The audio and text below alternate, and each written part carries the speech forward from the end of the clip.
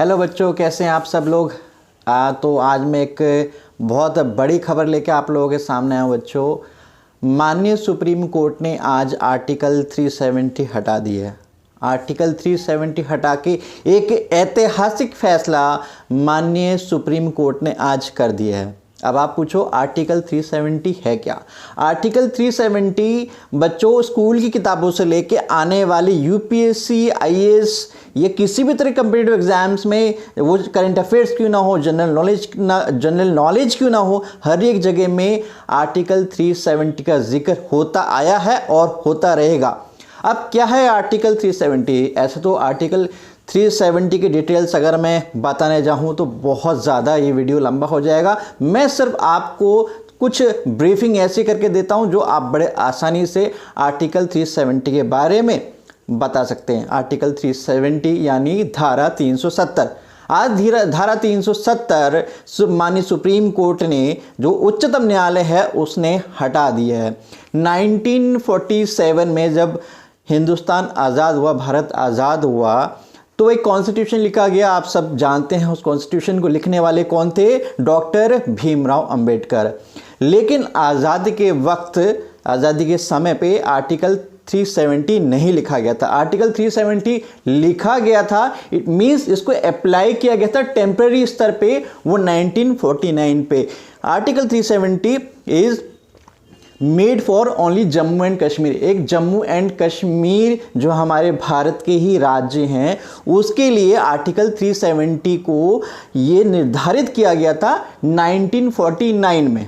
1949 में जो जम्मू कश्मीर है, जम्मू कश्मीर के राजा हुआ करते थे राजा हरि सिंह। राजा हरि सिंह और भारत, जो उस समय डॉक्टर BR अंबेडकर थे, जिन्होंने कॉन्स्टिट्यूशन राइट किया, जिन्होंने संविधान के बारे में बताया, एक समझौता हुआ भारत को स्वतंत्र कराने को लेकर। ये समझौता के बारे में डिटेल्स हम आपको दूसरे वीडियोस में बताएंगे, लेकिन आप लोग समझ सकते हैं कि एक समझौता का करार हुआ टेम्पररी टाइम के लिए 1949 पे, और आर्टिकल 370 लगा दिया गया। आर्टिकल 370 एग्जैक्टली होता क्या था उस समय कि जम्मू कश्मीर अपना अलग कॉन्स्टिट्यूशन चलाएगा, जम्मू कश्मीर अपना अलग संविधान चलाएगा। मतलब उनके कानून अपने और तरह के होंगे, बल्कि वो भारत के राज्य थे। लेकिन अब जैसे हम भारत हैं, आज आर्टिकल 370 हटा दिया है, तो मीन्स भारत में जो जम्मू एंड कश्मीर है उसका संविधान, हमारा संविधान यानी कॉन्स्टिट्यूशन आज सेम स्तर पे है। आज हम सेम हो गए हैं। लेकिन इससे पहले क्या हुआ करता था? इससे पहले जो जम्मू कश्मीर में 370 लगा दिया करता, उनके अलग कॉन्स्टिट्यूशन। मीन्स उन लोगों ने उस समय में शेड्यूल ट्राइब, शेड्यूल कास्ट और मार्जिनलाइजेशन जैसी चीज़ों को बहुत ज़्यादा बढ़ावा दिया था, जिसके कारण से दूसरे समुदाय या दूसरे वर्ग जो आप कह सकते हैं वो पिछड़ गए थे। और कश्मीरी पंडितों के जो सारी कहानियां हैं, सारी बातों को बहुत अच्छे से आप लोग जानते होंगे। कश्मीरी पंडितों को, जो वहाँ करते, वहाँ के निवासी थे, उनको किस तरीके से उन घाटियों से पलायन करना पड़ा, जाना पड़ा। खैर बात वो नहीं है, बात ये है कि आज आर्टिकल 370 हटा दिया है। भारत सरकार ने सन 2019 में इसके लिए एक बिल पास किया था। और उस बिल पास करने के बाद आज सन 2023 में, आप याद रखिएगा, सन 2023 में आज की डेट में, यानी कि 11 दिसंबर 2023 में सुप्रीम कोर्ट ने आर्टिकल 370 को हमेशा हमेशा के लिए हटाकर एक ऐतिहासिक फैसला कर दिया है। बहरहाल ये एक बड़ा क्वेश्चन है कि अब इसको हटाने के बाद, आर्टिकल 370 हटाने के बाद, हम आने वाले जो हमारी पीढ़ियां हैं, या हम ही लोग, आप क्यों ना कह सकते हैं कि जम्मू कश्मीर के लोगों के साथ हम किस तरीके से अपने तालमेल को बनाता कि जो कि बच्चों बहुत ज़्यादा ज़रूरी है। अभी तक क्या थे, जम्मू कश्मीर के लोग हमसे अलग थलग रहा करते थे, वो अपने ही तरीके से जिया करते थे। लेकिन अब हमारा भी फ़र्ज़ बनता है कि वो हमारे साथ और हम उनके साथ मिलकर आगे इस देश को बढ़ाएं। अच्छा, ये तो रही हमारे आर्टिकल 370 की बात।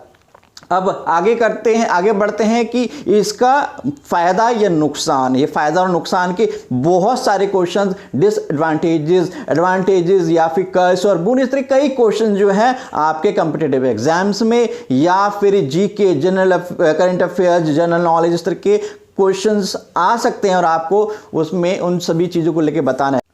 बच्चों इसका सबसे ज़्यादा गलत इम्पैक्ट या इफ़ेक्ट बोल सकते हैं ये पड़ा कि संविधान लागू होने के बाद में केंद्र बिल्कुल भी किसी की तरह कोई इन्वॉल्वमेंट जो है, अपनी भागीदारी जो है वो राज्य पे शासित नहीं कर पा रहा था। किसी भी काम को आगे बढ़ाने के लिए उसको पूरी के पूरा डिपेंड रहना पड़ता था स्टेट पे, जम्मू एंड कश्मीर स्टेट पे। लेकिन क्योंकि उन्होंने अपने ही कानून को वहां पे लागू कर दिया था, अपने संविधान को वहां लागू कर दिया था, तो पूरी तरीके से जो सेंट्रल गवर्नमेंट थी, वो चाहे किसी की भी हो, वो पूरी तरीके से वो हैंडीकैप्ड हो चुकी थी। इसके कारण से कोई भी चीज जो है ना अच्छे स्तर पे हो नहीं पा रही थी।